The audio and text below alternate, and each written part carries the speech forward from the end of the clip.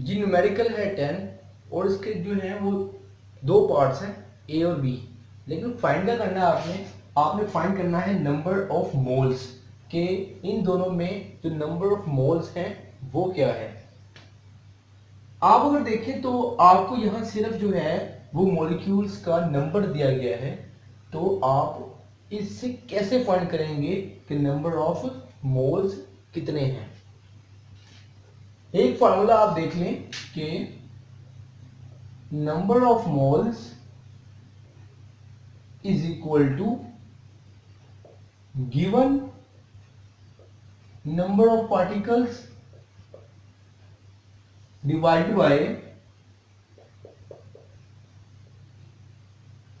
Avogadro number.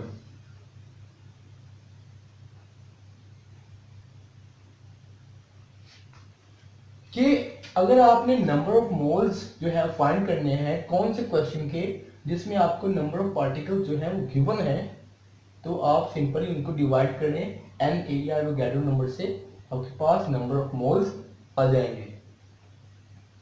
ये आपके पास formula है एक, इसको आपने याद रखना है।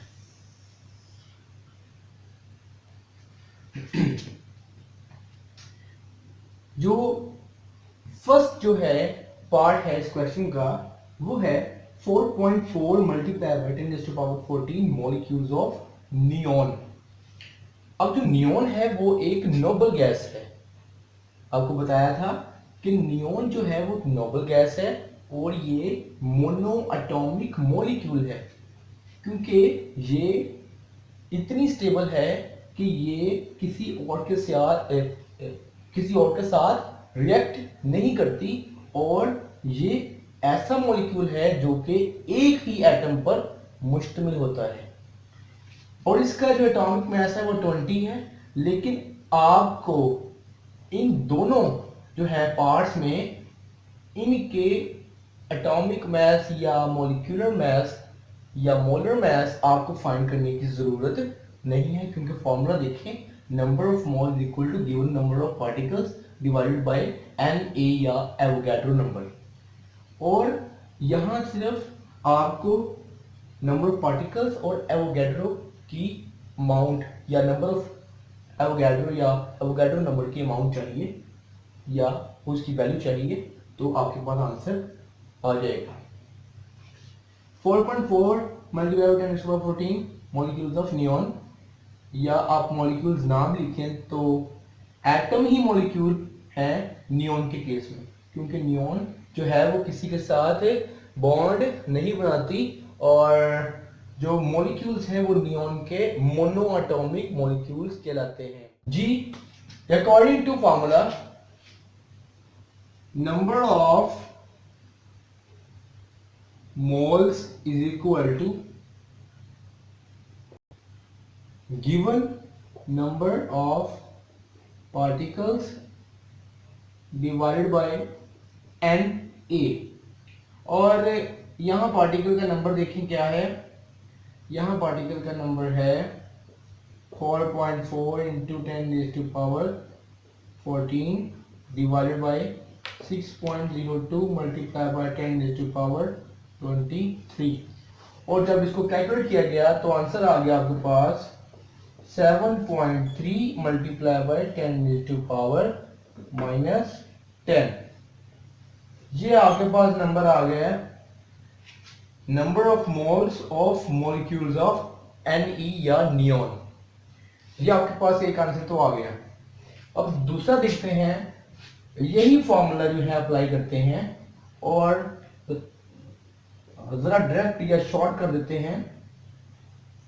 Is equal to 4.2 multiply by 10⁻13 divided by जो एवोगैड्रो नंबर है वो क्या है 6.02 मल्टीप्लाई बाय 10⁻23। और जब इसको हमने कैलकुलेट किया तो ये आ गया 6.9 मल्टीप्लाई बाय 10⁻11।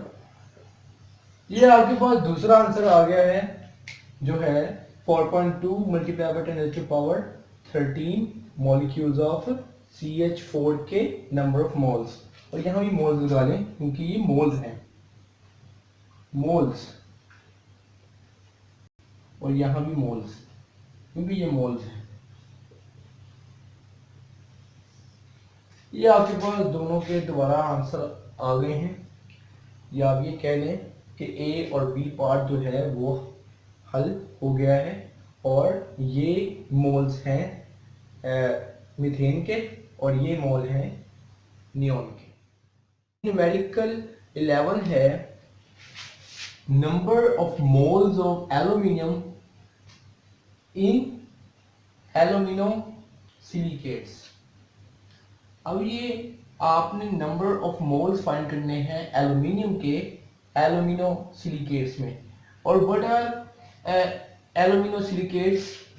ऐसे मिनरल्स जिनमें एल्यूमिनियम, सिलिकॉन और ऑक्सीजन जो है वो मेजर एलिमेंट्स हों, और बाकी भी एलिमेंट्स हो सकते हैं उसमें। यानी कि ये एक क्लास है मिनरल्स की जिसमें एल्यूमिनियम, सिलिकॉन और ऑक्सीजन जो है वो मेन एलिमेंट्स होते हैं, और उसके साथ कुछ दूसरे एलिमेंट्स भी होते हैं। तो आपने नंबर ऑफ मोल्स फाइंड करने हैं एल्यूमिनियम के एल्यूमिनो सिलिकेट्स में, और नीचे आपके पास दो एल्यूमिनो सिलिकेट्स ऐसे मिनरल्स जो हैं वो दिए गए हैं। एक है पायरोफ्लाइट और एक है एल्बाइट। अब आपके सामने जो है वो पायरोफ्लाइट का जो फॉर्मूला है वो लिखा है, और एल्बाइट का फॉर्मूला भी लिखा है, लेकिन आपने इन फार्मूलों से कुछ भी नहीं करना। आपने इनके साथ कुछ भी नहीं करना, ना इनका जो है वो मैथ निकालना है, ना जो है वो इतनी लंबी कोई कैलकुलेशन जो है वो करनी है। ये वो क्वेश्चन है जो कॉम्प्लेक्स है लेकिन आसान, इसका जवाब जो है वो बहुत आसान है। वो कैसे? ये आपके पास जो है वो केमिकल फार्मूला इसके सामने दिया गया है। आपने नंबर ऑफ मोल्स निकालने हैं एल्यूमिनियम के इन एल्यूमिनो सिलिकेट्स। अगर ये दोनों 1.5 मोल हो, यानी कि अगर ये 1.5 मोल है और ये भी 1.5 मोल है, अलग अलग आपने निकालने हैं कि इन 1.5 मोल में एल्यूमिनियम के मोल कितने हैं, और यहां भी बिल्कुल सेम है। आपने सिर्फ इसके केमिकल फार्मूले को देखना है। इसका केमिकल फार्मूला है Al2 Si4 O10 OH2। ये आपके पास जो फार्मूला है वो है पायरोफ्लाइट का। तो इसके आपको जो है वो कितने मोल मिले हैं? 1.5 मोल्स। यानी कि आपके पास इस पूरे जो मिनरल है इसके आपके पास 1.5 मोल्स मौजूद हैं।